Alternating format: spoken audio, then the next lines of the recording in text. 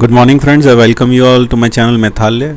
आज हम अपने इस चैनल पर फिर से मल्टीपल इंटीग्रल के कुछ प्रॉब्लम सॉल्व करने वाले हैं। ये हम जानते हैं कि यूपीएससी के सिलेबस में multiple integral, double and triple integral with evaluation techniques he syllabus में है और साथ साथ में हमें volume and surfaces, area of surfaces भी फाइंड करने के लिए सिलेबस में पूछा जा सकता है। तो आइए देखते हैं एक उसी के ऊपर बेस्ड प्रॉब्लम जहाँ में volume of solid region, you have to find the volume of the solid region which is bounded above by this paraboloid and below by the unit circle in the x y plane. तो ये तो हो गया, ये जो आप देख सकते हैं this is the unit circle, ये तो यूनिट सर्कल हो गया और ये पैराबोलॉइड हो गया। आप पैराबोलॉइड समझ सकते हैं, पैराबोलॉइड का जो क्रॉस सेक्शनल एरिया होगा वो एक सर्कल होगा, क्योंकि यहाँ z is equal to 9। z को आप कुछ भी रखेंगे, मान लीजिए आपने z को रखा 2, तो x square plus y square will be equal to 7। तो यानी कि 2 पर x square plus y square equal to 7 एक सर्कल बन जाएगा हाइट 2 पर।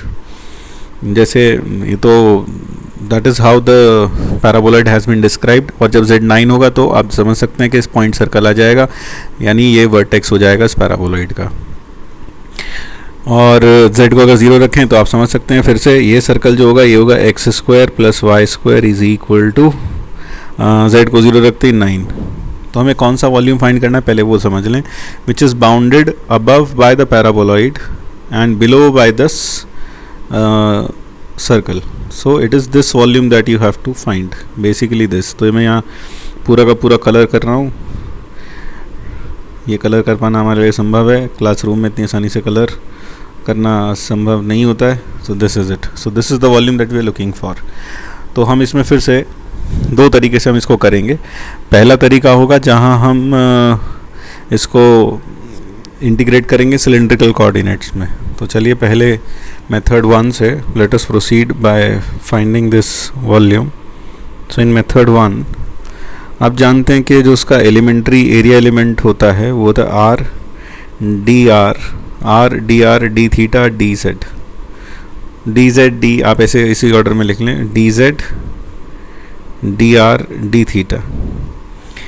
तो यहाँ पर आप समझ सकते हैं कि जो z की वैल्यू होगी, z will vary from 0, that is it will begin at the base x square plus y square equal to 1 and will vary till the surface of this paraboloid. Now this paraboloid can be written as z is equal to, अगर मैं इसे cylindrical coordinates में लिखना चाहूँ तो ये हो जाएगा 9 माइनस, आप समझ सकते हैं सिलेंड्रिकल कोऑर्डिनेट्स में जो कोऑर्डिनेट्स होते हैं वो होते हैं आर कॉस थीटा और y equal to r sine theta और z ही होता है।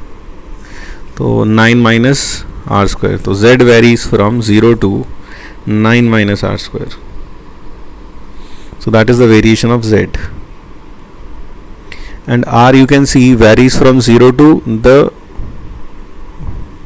दिस सर्कल, और सर्कल में जो r की वैल्यू है वो आएगी 1। तो r वेरीज फ्रॉम 0 टू 1।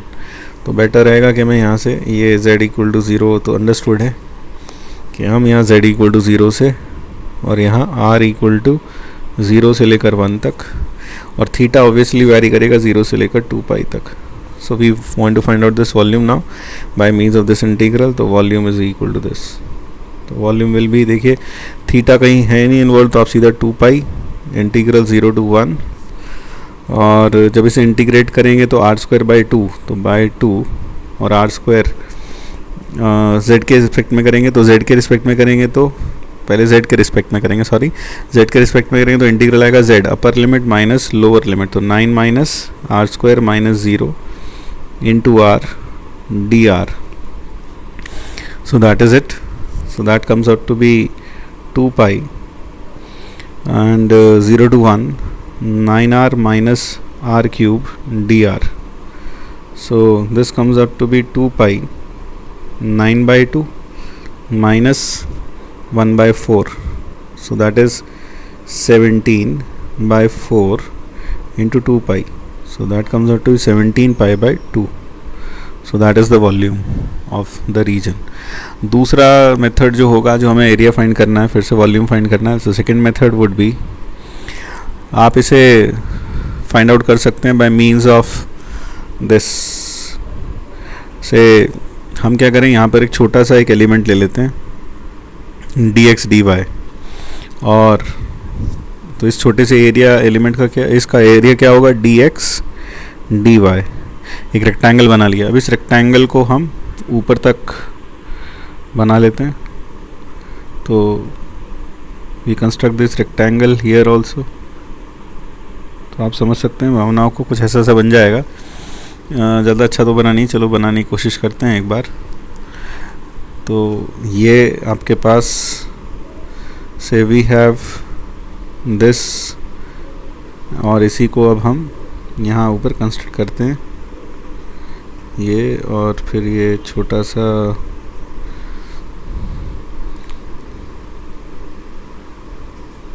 यहाँ पर ये रेक्टेंगल क्यूबॉइड जैसा कुछ बन जाएगा। So we constructed this kind of cuboid. अब यार ये बन नहीं रहा है, यहाँ पे कोशिश कर रहे हैं, बन जाए तो अच्छी बात है। तो हाँ, कुछ ऐसा सा देख रहे हैं। तो ये जो रेक्टेंगल होगा, देखिए इसकी जो लेंथ और ब्रेथ होगी नीचे, वो तो होगी डी एक्स डी वाई, और हाइट हो जाएगी इसकी z। So z will be the height. And अब देखिए x कहाँ से कहाँ तक वेरी करेगा। z का पहली बात तो डी एक्स डी वाई, और z की वैल्यू हम लिख सकते हैं। So this can be written as double integral of 9 minus x square minus Y square d x d y over region r, क्योंकि x और y जो वेरी करेंगे रीजन आर, और रीजन आर कौन सा है, रीजन आर होगा ये circle, this is the region r. तो अगर हम चाहें तो इसे पोलर कोऑर्डिनेट्स में चेंज कर सकते हैं। x को रख देते हैं हम, देखिए सर्कल क्या है, x square plus y square equal to 1, तो x को रख देते हैं कॉस थीटा, y को रख देते हैं साइन थीटा। तो हमारे पास ये हो गया 9 माइनस आर स्क्वायर, और डी एक्स डी वाई का जो इक्विवेलेंट होता है वो होता है r d theta d r. So that is it. और यहाँ पर जो आर वेरी करेगा, r will vary from 0 to 1 and theta will vary from 0 to 2 pi. So that will give you integral 0 to 2 pi 9/2 minus 1/3 d theta, minus 1/4 D theta, क्योंकि r cube का integral होगा। So that is be 1/4। So that will give you 17 π/2। So that is the answer. तो यहाँ हमने volume इस तरह से calculate किया by means of double integral. यहाँ ट्रिपल इंटीग्रल का यूज़ किया, यहाँ डबल इंटीग्रल का, और ये जो कोऑर्डिनेट्स हमने यहाँ पर यूज़ किए हैं ये हैं polar coordinates, these are polar coordinates. तो हमने यहाँ पे पोलर कोऑर्डिनेट्स, और जबकि हमने जो ऊपर यूज़ किए थे वो जो कोऑर्डिनेट्स थे दे वर सिलेंड्रिकल कोऑर्डिनेट्स।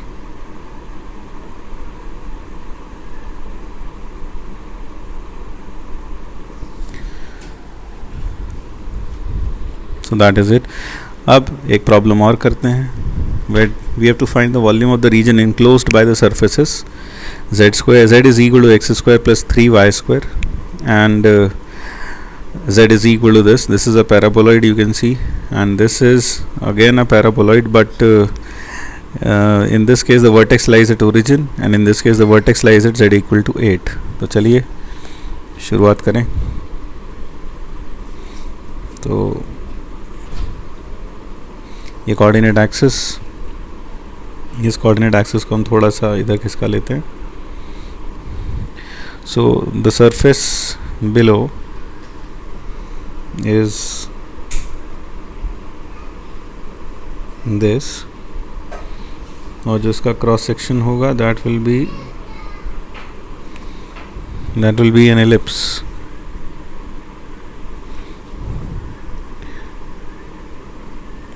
अरे यार ये सर्कल बनाना, इलिप्स बनाना भी बड़ा, ये बन गया इलिप्स, ठीक है।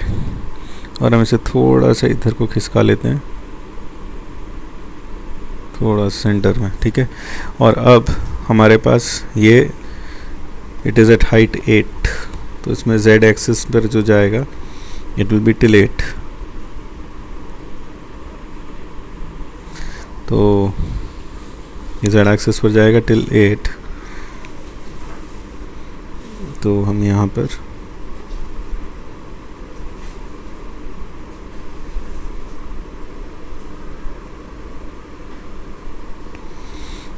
थोड़ा गंदा बन रहा है, चलिए कोशिश करते हैं अच्छा बनाए, साफ़ सुथरा बनाए, क्योंकि जितना सुंदर बनेगा उतना अच्छा रहेगा हमारे लिए।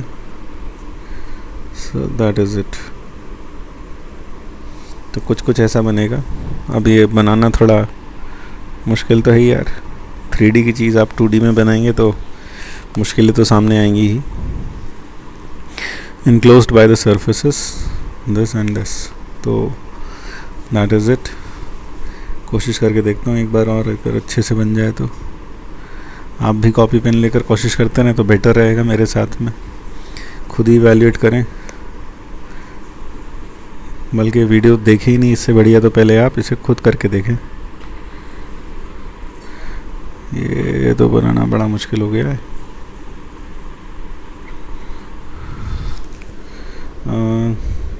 चलिए देखता हूँ, कोशिश करता हूँ। ये वाला अगर मुझे कैलकुलेट करना है, सो ये शायद अब आ जाए, ये पैराबोलॉइड, और हमें यहाँ पर जो वॉल्यूम चाहिए, volume of the region enclosed by, so we need this volume, we need the volume this, because it is enclosed by, ये वाला वॉल्यूम चाहिए हमको, क्योंकि ये अब आगे बढ़ जाएगा इसके बाद और ये और नीचे आ जाएगा। तो आई होप ये समझ में आ गया होगा आपको। अब हम यहाँ पर फिर से सिलेंड्रिकल कोऑर्डिनेट्स का यूज़ करेंगे वॉल्यूम फाइंड करने के लिए। तो अगर मैं इसे नीचे प्रोजेक्ट कर लूँ, if I project this on the XY plane, आप जानते हैं सिलेंड्रिकल कोऑर्डिनेट्स की लिमिट निकालने के लिए हमें उस रीजन को जिसका हमें वॉल्यूम फाइंड करना है उसे हम नीचे प्रोजेक्ट कर लेते हैं XY प्लेन पर। So if I project this on the XY plane, तो प्रोजेक्ट कर रहे हैं XY प्लेन पर, तो बेटर रहेगा हम इसे कॉपी कर लें यहाँ पर और यहाँ पेस्ट कर देते हैं। सबसे अच्छा तरीका तो यही था, तो ये पेस्ट कर दिया हमने। सो this is the projection of this, तो ये प्रोजेक्शन हो गया इसका। तो आप समझ सकते हैं अब जो z वेरी करेगा, no z will vary from z की बात करें तो z हमारा जो वेरी करेगा, z will vary from the surface of the lower curve. देखिए पहले लोअर कर्व में लिख दूँ, यहाँ क्या है, this is the lower curve, this is z is equal to x square plus 3y square, and the upper curve तो नहीं कहना चाहिए, surface I should say, and the upper surface is z is equal to 8 minus x square minus Y square. और आपको पता है, फिर से मैंने अभी बताया आपको, इसको क्या रखेंगे, r cos थीटा, y को रखेंगे r sin थीटा, और z को z ही रहने देंगे। तो उस केस में ये जो सरफेस बन जाएगा, this will become as 8 minus are square, and this will become as r square into 1 plus 2 sine square theta. ये हो गया। तो यहाँ इस केस में आप समझ सकते हैं कि r विल वेरी फ्रॉम, तो वॉल्यूम अगर मुझे चाहिए तो volume will be equal to triple integral, आप जानते हैं उसका जो r d z dr d theta, और जो r का वेरिएशन होता है, z का जो वेरिएशन होगा इस केस में, that will be from lower surface to the upper surface, that is r square into 1 plus 2 sine square theta, और ऊपर में आ जाएगा 8 माइनस आर स्क्वायर। और ये जो नीचे एलिप्स है आप देख सकते हैं, इसकी जो इक्वेशन होगी, आप इन दोनों कर्व्स को इक्वेट कर लीजिए। तो जैसे आप इन दोनों कर्व्स को इक्वेट करते हैं, when you equate these two curves, तो आपको मिलता है, तो आप इस कर्व को इस सरफेस को और इस सरफेस को इक्वेट करेंगे। तो जैसे आप इसे इक्वेट करेंगे तो आपको लोअर या अपर जो एलिप्स है उसकी इक्वेशन मिल जाएगी। क्या मिलेगी ज़रा वो देख लें। तो x square plus 3y² is equal to 8 minus x square minus y square. So that is x square plus 2y square is equal to 4. This is the intersection curve. Intersection curve. So this is the intersection curve. या यूँ कह लें कि ये आपके पास ये reason are हो गया इस वाले कर्व की या इसकी एक इक्वेशन है. वैसे तो एक सिलेंडर है, ये इलिप्टिकल सिलेंडर है, आप समझ सकते हैं. ठीक है, तो मैं यहाँ पर ये आपके पास रीजन आर हो गया, मैं ये लिख देता हूँ. So that is r. तो अब देखें इसकी जो इक्वेशन आएगी वो होगी r² और cos square plus sine square, तो 1 plus sine square theta equal to 4. तो देखिए r का जो वेरिएशन होगा, z तो वेरी करेगा, आप समझ गए. z will vary from the lower surface to the outer surface, that is how the z will vary. तो यहाँ से लेकर यहाँ तक का वेरिएशन होगा z में. z will vary from this point two this point, तो इसलिए लोअर सरफेस से अपर सरफेस. और देखिए r का जो वेरिएशन होगा, r will vary from 0 to this, 0 to this curve. तो r का जो वेरिएशन होगा that will be from 0 to 4 upon 2 upon root of 1 plus sin square theta. That will be the variation of r, and theta will vary from 0 to 2 pi ultimately. तो चलिए volume calculate करते हैं. तो दिखने में थोड़ी भयंकर तो लग रही है. तो 0 से 2 पाई, 0 से लेकर 2 upon root of 1 plus sine square theta, मेरे ख्याल से अब अच्छे से दिखाई दे रहा है. और r into 8 minus are square, Z D Z का इंटीग्रल किया z, फिर minus are square minus 2r square sine square theta, और ये साथ में डी थीटा डी जेड.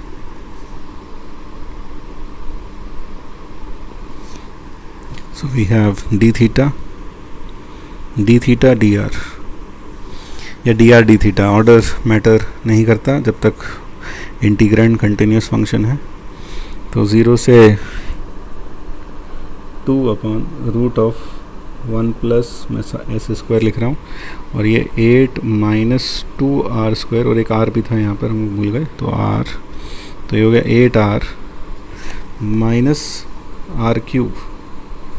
तो हम लिख सकते हैं 8r minus 2r cube into 1 plus sine square theta d are d theta.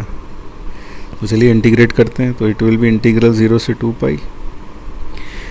तो इसका इंटीग्रल हो जाएगा 8r स्क्वायर यानी 4r स्क्वायर माइनस r की power 4 by 2 from 1 plus sine square theta, and r varies from 0 to 2 upon root of 1 plus sin square theta. बच गया d theta. तो जैसे हम लिमिट पुट करेंगे तो 0 से 2 pi, it will be 16 upon 1 plus sine square theta minus, देखिए जब हम r टू द पावर 4 करेंगे तो ये हो जाएगा 8 upon 1 plus sine square theta d theta. So that will be equal to integral 0 से 16 8 upon 1 plus sin square theta d theta. and अब आप इसे 0 से 2 पाई, ये 2 पाई है. अब आप देख सकते हैं ये फंक्शन सिमेट्रिक है, तो आप इसे लिख सकते हैं 4 times 0 to pi by 2 into 8 D theta upon 1 plus sine square theta. तो ये इंटीग्रल इवेल्युएट करने के लिए आप ऊपर नीचे कॉस स्क्वायर थीटा से डिवाइड कर दें, तो that is 32 0 to pi by 2 sec square theta D theta. नीचे आ जाएगा sec square theta plus tan square theta, तो 1 प्लस 2 टैन स्क्वायर थीटा. तो 32 0 से infinity D T upon 1 plus 2 T square. तो ये हो जाएगा So this will become 32 by root 2 into tan inverse root 2t from 0 to infinity. So that comes out to be 32 by root 2 into pi by 2.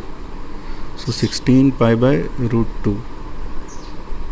और अगर rationalise कर दें तो 8 root 2 pi. So that is the volume of this volume of this region enclosed by this surface, the upper being a paraboloid and the lower being a paraboloid. One is an upward opening, another is the downward opening paraboloid. So that gives you the volume enclosed by these two surfaces. So I hope आपको ये समझ में आया होगा दोनों के दोनों problems. इसको हमने सिलेंड्रिकल कोऑर्डिनेट से किया, और जो पुराने वाला इसके पहले वाला जो प्रॉब्लम था उसको हमने दो तरीके से किया, पोलर कोऑर्डिनेट से और सिलेंड्रिकल कोऑर्डिनेट से और डबल इंटीग्रल से. और इसको और डबल पहले वाले को तो हमने डबल और ट्रिपल इंटीग्रल दोनों से किया है, इसको हमने ट्रिपल इंटीग्रल से किया है. अब देखते हैं क्या इसको करने का कोई और तरीका भी है. बिल्कुल है. तो चलिए एक तरीका और बताते हैं आपको करने का. यहाँ तक तो समझ में आ ही गया होगा. So second is without using any integrals. तो वॉल्यूम जो होगी मैं सीधा सीधा dx dy dz लिखता हूँ. और देखिए z कहाँ से कहाँ वेरी करेगा. z will vary from this lower surface to upper surface. तो z will vary from the lower surface is X square plus, अब ये बार बार हमें थोड़ा देखना पड़ेगा, x square plus 3y square, और ऊपर है 8 minus x square minus Y square. तो x square plus 3y square, और ये है 8 minus x square minus Y square. That is the upper surface. Now x की बात करी जाए इस सरफेस के लिए, इस रीजन R के लिए x will vary from 0 to 4 minus x square. y की वेरिएशन देख लीजिए, y की वेरिएशन होगी 4 minus x square by 2 from negative to positive. क्योंकि y देखिए ये y एक्सिस है, ये x एक्सिस है और ये z एक्सिस है. तो y will vary from positive to negative. तो y कैसे वेरी करेगा, दोनों साइड पे वेरी करेगा. It will vary from minus of root of 4 minus x square by 2. That is how it will vary. और यहाँ पर 4 माइनस एक्स स्क्वायर बाई 2 का रूट. तो ये वेरिएशन होगा. और x की जो वेरिएशन होगा, x का जो वेरिएशन होगा, आप समझ सकते हैं कि इस केस में जो x का वेरिएशन होगा, x will vary from -2 to +2. तो ये हमने बिना किसी ट्रांसफॉर्मेशन के, बिना किसी सब्स्टिट्यूशन के, बिना किसी कोऑर्डिनेट चेंज के किया है. तो देखें, इट इज़ इंटीग्रल -2 से 2 integral minus of root of 4 minus x square by 2 to root of 4 minus x square by 2.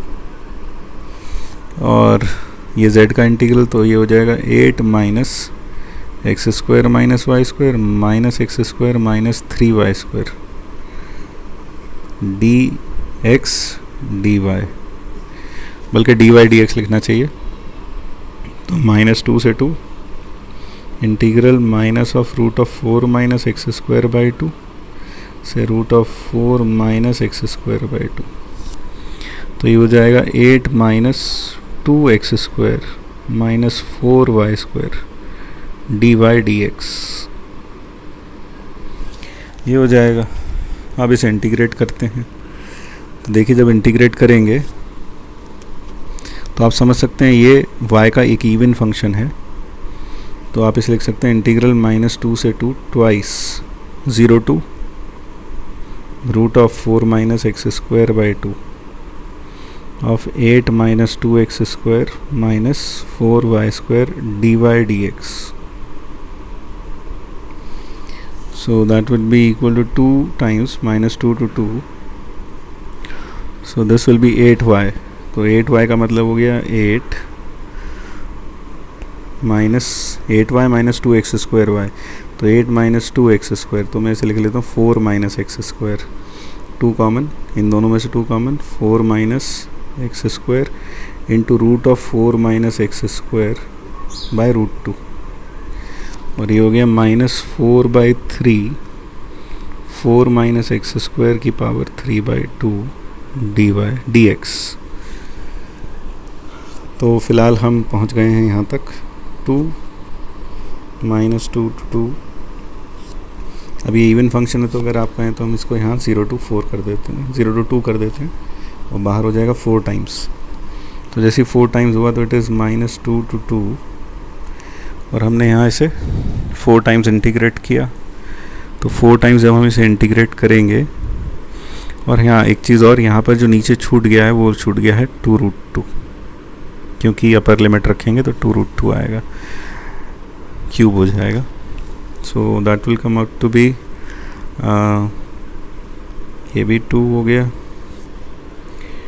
So 4/3, so that is 2 minus, तो it is basically √2 minus √2/3 of 4 minus x square to the power 3/2 dx, और बाहर हम इसे 0 to 2 लिख देते हैं, और बाहर 4,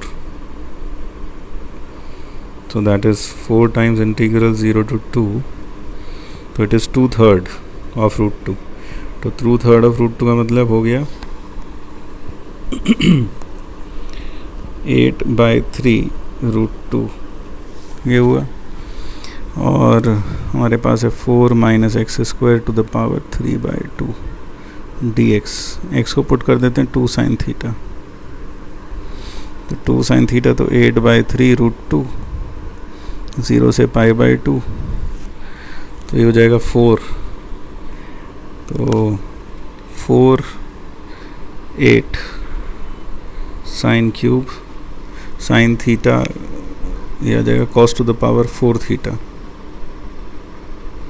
क्योंकि ये बन जाएगा cos क्यूब थीटा, तो cos to the power 4 theta into 2d theta, so that would be 64 √2/3 0 to π/2 into cos to the power 4 theta d theta. अब हम यहाँ पर यूज़ कर सकते हैं अपना गामा फंक्शन 64 √2/3, तो ऊपर आएगा gamma half into gamma 5/2 upon 2 gamma 5 7/6, तो it is gamma m + 1/2 gamma n + 1/2, और नीचे आता gamma m + n + 2/2।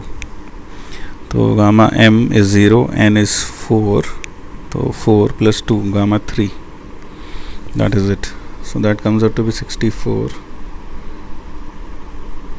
√2/3 into √π into 3/2 into 1/2 into √π by 4। So this is nothing but this 3 cancels with this 3, this is 4 to the 16, 4 to the 8, so this is 4 to the 2 to the 4 to the 8, 16 आ गया नीचे, 64 √2 into pi. यहाँ पर हमसे कुछ गड़बड़ तो नहीं हुई, 0 to दिस हमने यहाँ पर -2 to 2 लिखा, तो ये 4 हो गया, और ये 2/3 हो गया, तो 8/3 √2 आ गया, और हमने इसे इंटीग्रेट कर लिया, तो 8 को x को रखा 2 sin थीटा, तो ये हो गया 4 8 64। अरे देखो ना, ये 64 × 2, ये कमी हो गई ना, देखो यही मैथ्स है। तो एग्ज़ाम में आपको बहुत कंसंट्रेशन के साथ काम करना पड़ता है। अगर आपने ज़रा सी भी गलती की तो ये सब्जेक्ट आपको माफ़ करने वालों में से नहीं है। बस यही, it is like a lion, आप एक शेर की सवारी कर रहे हैं। तो 128, सो 128। अब मैं वही सोच रहा था, देखो So this is 128 and that is 8 root 2 pi. So that is the volume. So ये वाला इंटीग्रल आप देख सकते हैं, थोड़ा मतलब लगभग है तो वैसे सही, लेकिन थोड़ा ठीक है, थोड़ा टिपिकल हुआ है उससे, बट अल्टीमेटली आंसर तो वही है. तो ठीक है, मुझे उम्मीद है आपको ये वीडियो पसंद आया होगा, आपने इससे सीखा होगा. और हम ये जो इंटीग्रल है, वॉल्यूम इंटीग्रल और वॉल्यूम फाइंड करना एरिया सरफेस, ये मैक्सिमम प्रॉब्लम्स के थ्रू समझ सकते हैं. तो ठीक है, meet you in the next video. Till then, good bye and please do subscribe to my channel Mathalaya. That is it. Bye bye. Stay home, stay safe.